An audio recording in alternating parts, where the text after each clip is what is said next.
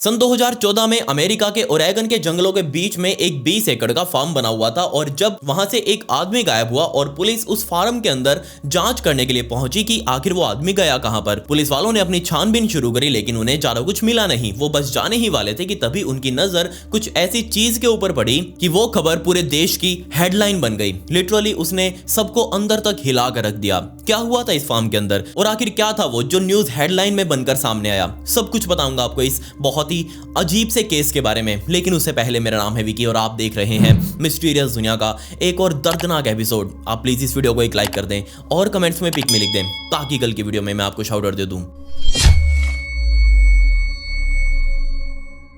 बात 90 के दशक की है जब सैन फ्रांसिस्को की रहने वाली एक सुजैन नाम की महिला वहां अपनी इंजीनियरिंग की नौकरी कर रही थी। डेली वो अपनी जॉब पर जाती, शाम को वापस आती, अपना खाना बनाती, सो जाती, सुबह उठते ही वापस उसकी वही रूटीन शुरू हो जाती। ऐसा आमतौर पर आप सभी के साथ भी होता आया होगा। जो नौकरी करते हैं उनकी डेली की रूटीन होती है और वो कई बार इस तरह की रूटीन से बहुत ज़्यादा फ्रस्ट्रेट हो जाते हैं। उनको लगता है कि उनको ज़िंदगी में कुछ और करना चाहिए, वो इस भीड़ भाड़ से बाहर रहना चाहते हैं।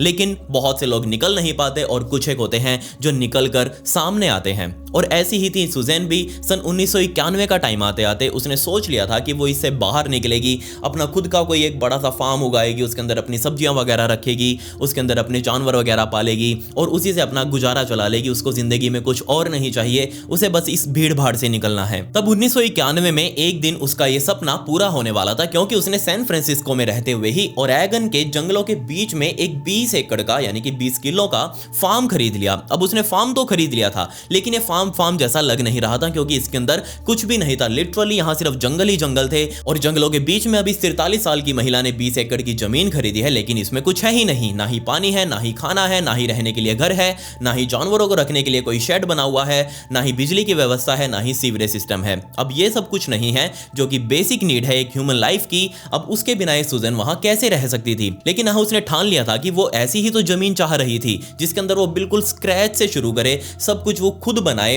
और उसके अंदर आराम से रहे। फाइनली यहां पर उसने अपनी नौकरी छोड़ दी थी और वो अपना सारा तामझाम उठाकर अपनी गाड़ी में रखकर अब इस अपने फार्म में पहुंच चुकी थी। उसको आने में भी काफी दिक्कतें हुई क्योंकि यहाँ कच्चे रास्ते से जंगलों के बीच में होकर उसे अपनी इस जगह पर पहुंचना था। वहां पहुंचकर उसने देखा कि यहाँ तो सब कुछ शुरू से शुरू करना है। लेकिन यहाँ वो दृढ़ निश्चय हो चुकी थी क्योंकि वो खुद एक इंजीनियर थी। उसे पता था कि बिल्डिंग्स वगैरह कैसे बनाते हैं, कैसे जमीन का सही सिलेक्शन करते हैं। वो खुद यहाँ काम करने से डर नहीं रही थी, उसके अंदर बहुत ज्यादा एक्साइटमेंट हो चुकी थी। आने वाले कुछ महीनों तक यहाँ सुजैन ने बहुत तगड़ी मेहनत करी। उसने खुद से ही यहाँ पेड़ों को कटाई करी, उसने खुद से ही जमीन की सिलेक्शन करी, उसको खोदा, अलग अलग मशीनें लाकर उसने दीवारें तक खड़ी कर डाली। सब कुछ यहाँ परफेक्ट बन चुका था। अब कुछ महीनों के समय बाद उसका फार्म बनकर लगभग तैयार था। उसने यहाँ जानवर लाकर छोड़ दिए थे और साथ ही उसने यहाँ एक छोटा सा घर भी बना लिया था जिसके अंदर वो खुद रह सकती थी। लेकिन अभी भी यहाँ उसने अपनी दूसरी नौकरी ज्वाइन कर रखी थी। उसका वो काम पूरा नहीं हुआ था और उस नौकरी पर रहते हुए ही उसको यहाँ डेली अपने फार्म पर आना पड़ रहा था क्योंकि यहाँ उसके जानवर थे।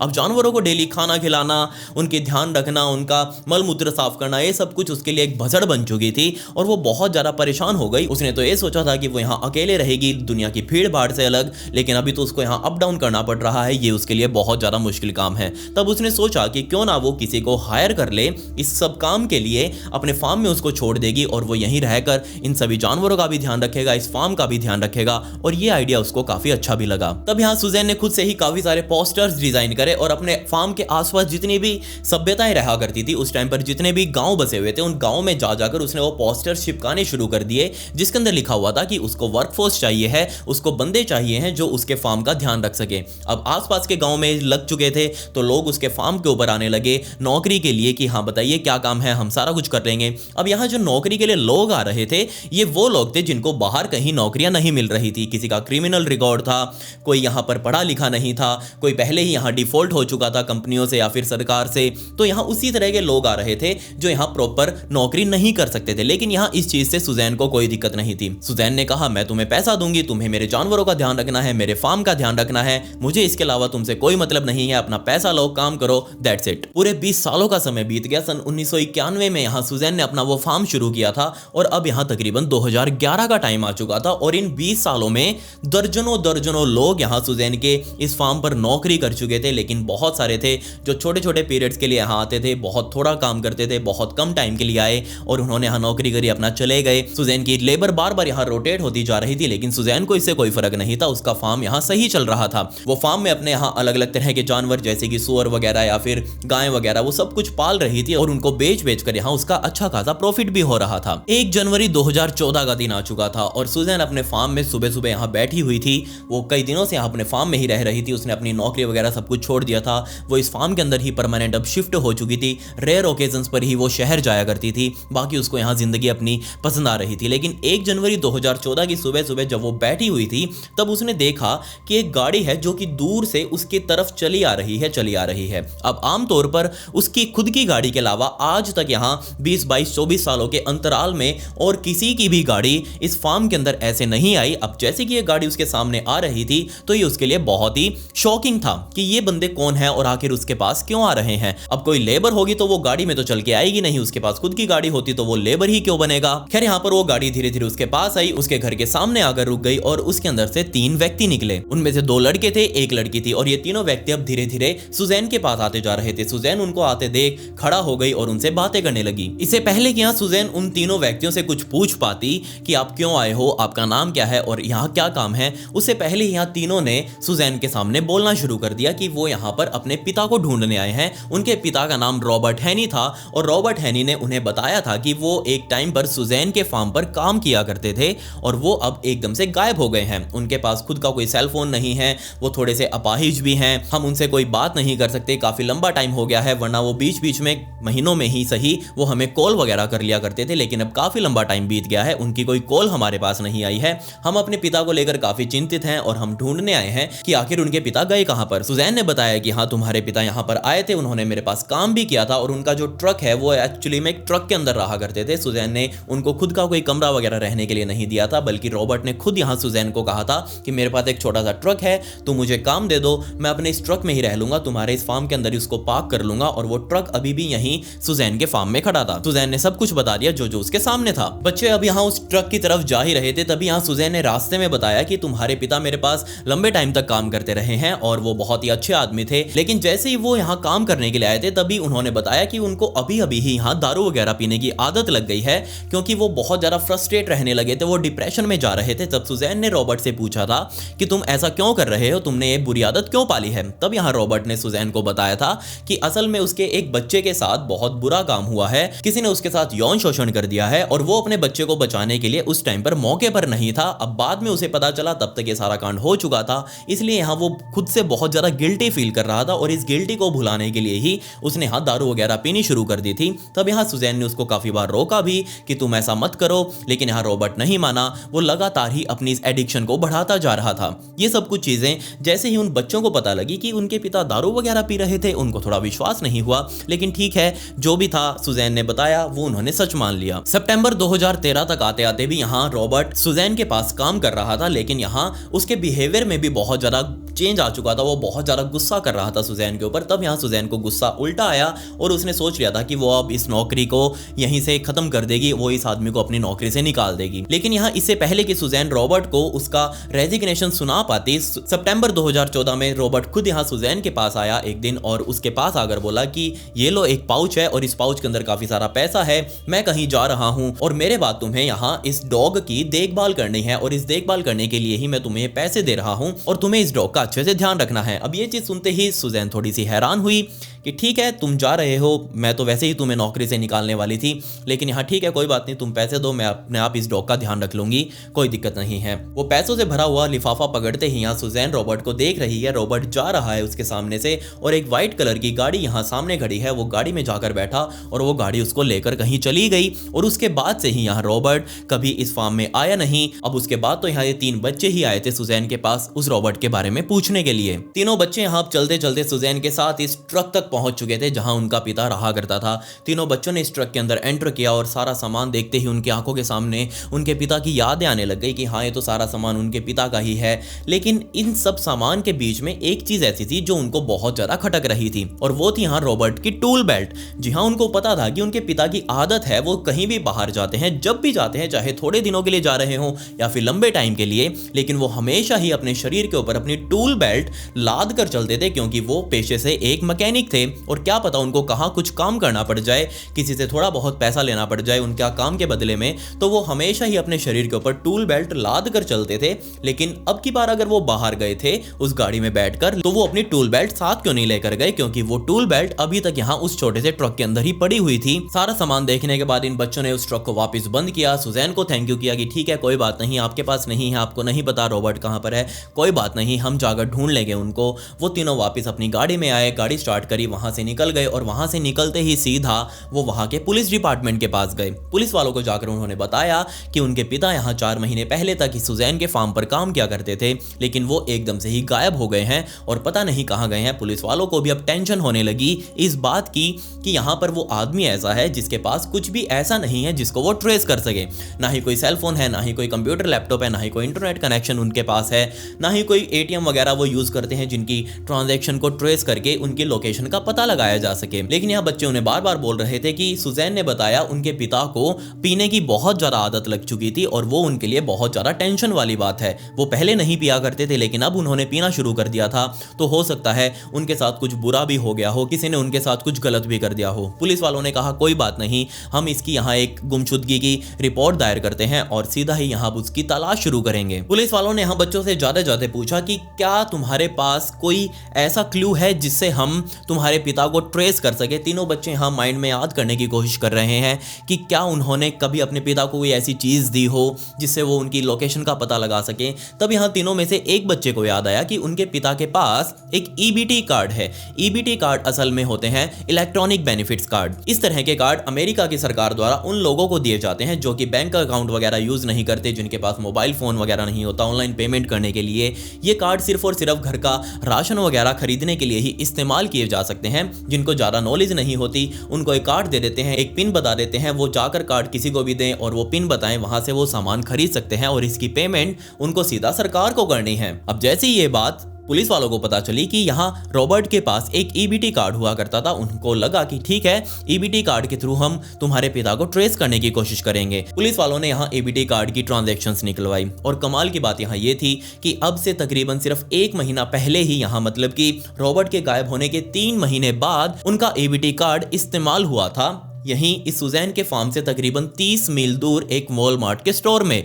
जब पुलिस वाले उस वॉलमार्ट के स्टोर में गए, वहां जाकर देखा कि यहाँ तो सीसीटीवी भी लगे हुए हैं, मतलब कि यहाँ जरूर हम उसकी फुटेज देख सकते हैं कि आखिर वो ईबीटी कार्ड रॉबर्ट ने कब यूज किया था और वो किसके साथ आया था और उसका हुलिया कैसा था। इस वॉलमार्ट में सीसीटीवी फुटेज को देखने के लिए और अपने पिता को पहचानने के लिए वो तीनों बच्चे भी पुलिस वालों के साथ आए थे। और अब ये सारे लोग पीछे सीसीटीवी रूम के अंदर गए और वहां जाकर उन्होंने पिछले महीने की फुटेज को देखना शुरू किया। जिस दिन यहाँ पर उनका वो कार्ड यूज किया गया था, उस दिन की उन्होंने पूरा दिन की वो फुटेज देखनी शुरू करी। लेकिन पूरे दिन की फुटेज को भी फास्ट फॉरवर्ड में देखने के बाद इनको कहीं भी रॉबर्ट हैनी दिखाई नहीं दिया। लेकिन इनफैक्ट यहाँ पर तीनों बच्चों को एक जाना पहचाना चेहरा दिखाई दिया जो कि उनके पिता का ईबीटी कार्ड यूज कर रहा था। जी हाँ, ये चेहरा कोई और नहीं बल्कि सुजैन खुद थी। आपने बिल्कुल सही सुना, रॉबर्ट हैनी का ईबीटी कार्ड किसी और ने नहीं बल्कि खरीदारी करने के लिए सुजैन ने ही इस्तेमाल किया था। जब ये चीज रॉबर्ट हैनी के बच्चों को और पुलिस वालों को पता लगी तो उनको ये बहुत ज्यादा सस्पिशियस लगा कि आखिर सुजैन के पास रॉबर्ट हैनी का ईबीटी कार्ड कैसे आया।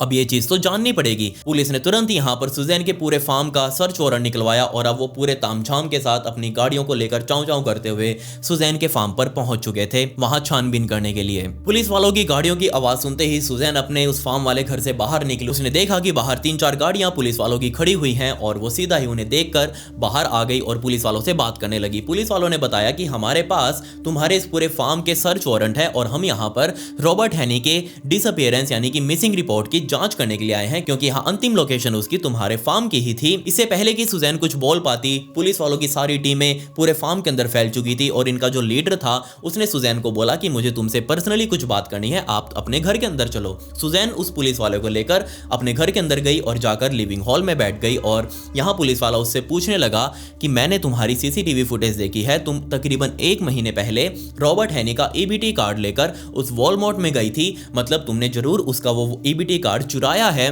और तुम्हें ही पता होगा कि आखिर रॉबर्ट हैनी है कहां पर। अब क्यों चुराया है वो तुम सब कुछ बता दो और रॉबर्ट हैनी के बारे में भी बता दो, वरना तुम्हारे लिए बहुत बहुत बुरा होगा। ये बात सुनकर यहाँ सुजैन बहुत ज्यादा हैरान हुई। उसने पुलिस वाले को कहा, शान आप जो कुछ सोच रहे हैं वैसा कुछ नहीं है, बल्कि ये ईबीटी कार्ड और इसके साथ बहुत सारे पैसों से भरा हुआ एक लिफाफा रॉबर्ट ने खुद मुझे दिया था। यहाँ से जाते वक्त उसने कहा था कि ये पैसा पकड़ो और ये ईबीटी कार्ड पकड़ो, तुम्हें मेरे बाद मेरे कुत्ते का ध्यान रखना है। और क्योंकि अब उसको तकरीबन 3 महीने के आसपास का समय बीत चुका था वहां से गए हुए, और जो उसने कैश दिया था मुझे वो सारा उसके डॉग के ऊपर खर्च हो चुका था।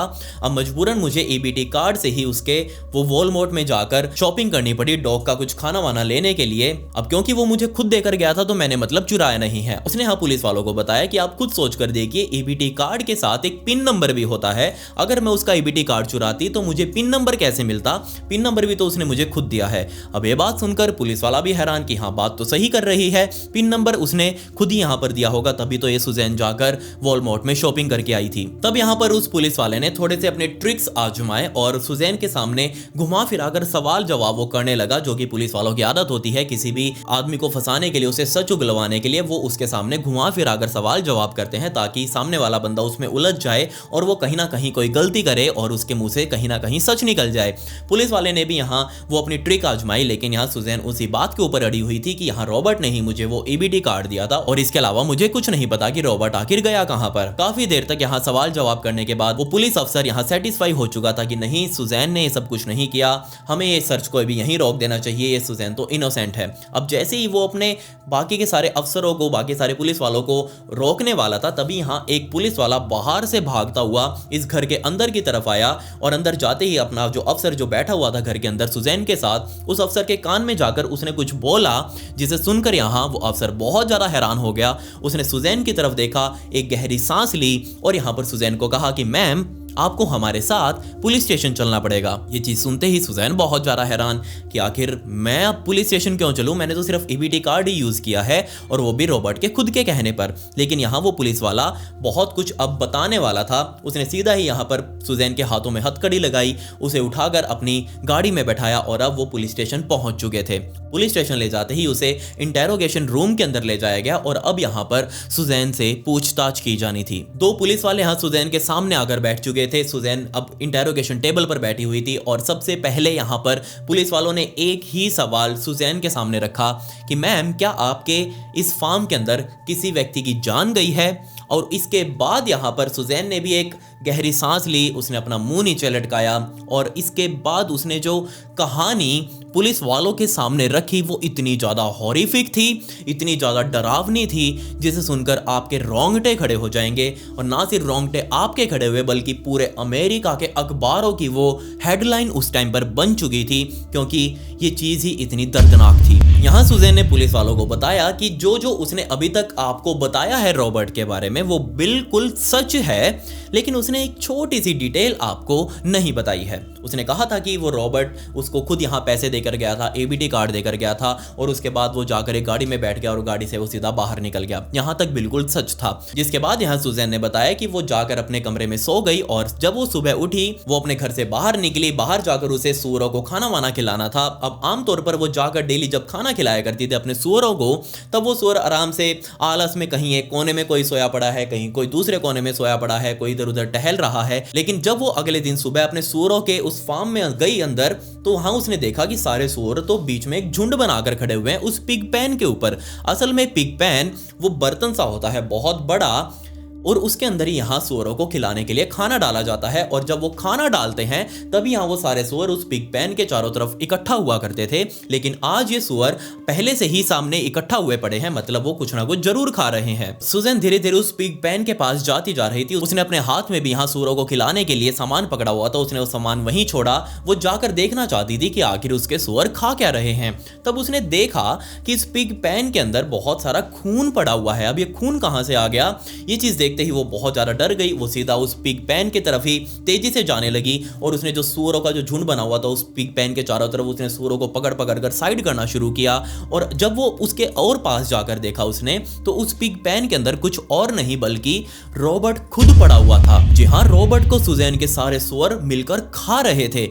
हैरानी वाली बात यहाँ ये थी कि सारे सुअरों ने मिलकर उसके पेट को फाड़ डाला था, उसकी टांगों को फाड़ डाला था, उसके आंतें जो थी वो बाहर आ चुकी थी, उसका पेट भी यहाँ फटकर बाहर आ चुका था।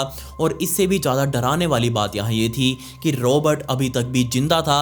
वो अपने आप को बचाने के लिए सुअरों को बार बार हटा रहा था, लेकिन उसके अंदर अभी इतनी हिम्मत नहीं बची थी कि वो इतने सारे सुअरों से एक साथ लड़ सके। जब ये चीज़ सुजैन ने देखी तो उसने भी यहाँ रॉबर्ट की मदद करना चाहा। उसने भी पकड़ पकड़ कर सुअरों को साइड में धक्का मारा, लेकिन वो बार बार उछल उछल कर आ ही रहे थे। अब एक दो सुअर होते तो यहाँ रॉबर्ट और सुजैन मिलकर उस टाइम पर उसे संभाल लेते, लेकिन अब सुअरों का पूरा झुंड था, वो इसको कंट्रोल नहीं कर पा रहे थे। सुजैन एक सुअर को हटाती तभी दूसरे वाला यहाँ पास आकर रॉबर्ट को बार बार खाने की कोशिश कर रहा था। सुजैन ने बताया कि उसने रॉबर्ट को 2 बार उस पिग पेन से उठाने की भी कोशिश करी, लेकिन अब क्योंकि उसके काफी सारे अंग उसके शरीर से बाहर आ चुके थे, उसकी आंतें साइड में लटक रही थी, उसकी जो टांगे थी उसकी हड्डियां साइड में लटके जा रही थी, वो पूरे एक पीस में तो रॉबर्ट को उठा नहीं सकती थी। उसने 2 बार उठाने की कोशिश करी, उसके पेट यहां पर निकलकर बाहर गिर चुका था। अब यहां पर सुजैन समझ चुकी थी कि यहाँ कुछ बहुत बुरा होने वाला है रॉबर्ट के साथ। जबकि यहाँ रॉबर्ट अभी तक जिंदा था, वो बार बार यहाँ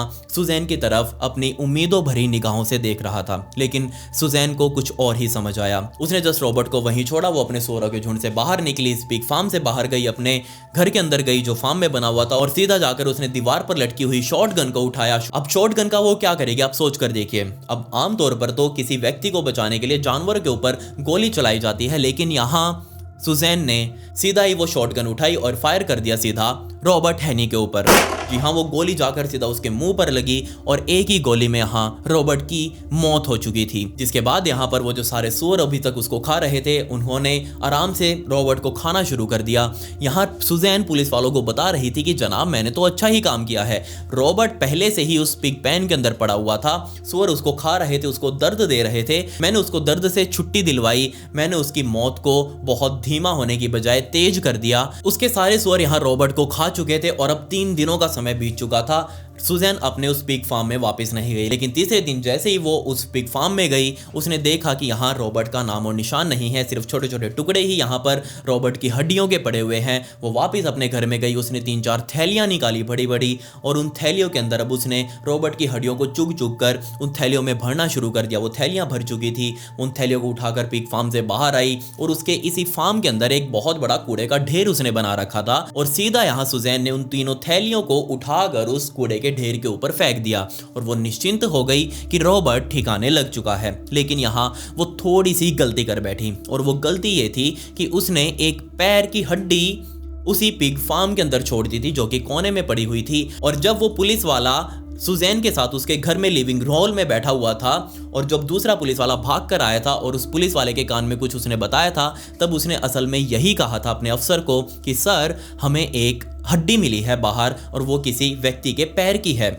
ये चीज सुनते ही पुलिस वालों ने सुजैन को अरेस्ट किया था। वो हड्डी किसी और की नहीं बल्कि रॉबर्ट के ही पैर की थी। असल में यहाँ सुजैन को वो हड्डी दिखी नहीं क्योंकि कोने में पड़ी थी, और यहाँ सिर्फ उस हड्डी की वजह से ही सुजैन अब पुलिस की हिरासत में थी। तब यहाँ पुलिस वालों को समझ नहीं आ रहा था कि आखिर इस महिला से पूछें क्या। उनको खुद यहाँ समझ नहीं आ रहा था कि आखिर इस केस में हुआ क्या है, कैसे रॉबर्ट उस पिग पेन तक जाकर पहुंचा।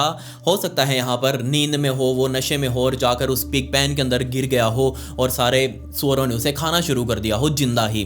या फिर हो तो ये भी सकता है कि सुजैन ने खुद उठाकर उसे फेंका हो। अभी तक पुलिस वालों को समझ नहीं आ रहा था, लेकिन उसकी स्टोरी के मुताबिक यहाँ पुलिस वालों ने उससे पूछा कि ठीक है, तुमने जो कहा वो सच हम मान लेते हैं, लेकिन तुमको इस हालत में पुलिस वालों को फोन करना चाहिए था, हेल्पलाइन को फोन करना चाहिए था, मदद मांगनी चाहिए थी। लेकिन तब यहाँ सुजैन ने कहा कि जनाब, मेरे भी माइंड में आया था कि मैं पुलिस वालों को फोन करूं, लेकिन मैं पुलिस वालों को फोन करती तो मेरे फार्म की बहुत ज्यादा बदनामी होती, मेरे सुअरों को कोई नहीं खरीदता क्योंकि उन्होंने इंसानी मांस खाया था, मेरा फार्म बंद हो जाता, मेरी बहुत ज्यादा बदनामी होती, मेरा धंधा बंद हो जाता अगर मैं आपको फोन करती तो। सुजैन ने यहाँ पर पुलिस वालों को वो भी बताया कि आखिर उस कूड़े के ढेर में वो तीनों हड्डियों से भरे हुए बैग उनको कहाँ मिलेंगे, और वो अब की बार प्रॉपर सच बोल रही है और इस बात के लिए वो लाई डिटेक्टर टेस्ट लेने के लिए भी तैयार है। उसने खुद से ही यहाँ पुलिस वालों को न्योता दे दिया एक और बहुत ही ग्रूसम कहानी सुनाने के लिए। जी हाँ, पुलिस वालों ने कहा ठीक है, हम तुम्हारा लाई डिटेक्टर टेस्ट तो लेंगे ही, पहले चल के हमें वो तीनों बैग ढूंढवाओ।